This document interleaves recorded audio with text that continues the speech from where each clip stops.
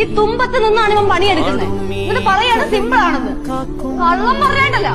നീ നിന്റെ ഈ കട തീർക്കാൻ വേണ്ടിട്ടല്ലേ ഈ പണിയൊക്കെ ചെയ്യുന്നത്. മാരിയായി വിൺതകരുമ്പോൾ ചില്ലകൾ ചേർത്തു വിരിക്കും ആശ്രയമേതോ നാടുവാഴും രാജാവേതോ വാളുയർത്താൻ കൈയുണ്ടോ നിനവുണ്ടോ നെഞ്ചുണ്ടോ കനവുണ്ടോ തീയുണ്ടോ ഒരു ദേശമാകെ ഇന്നൊന്നാകണം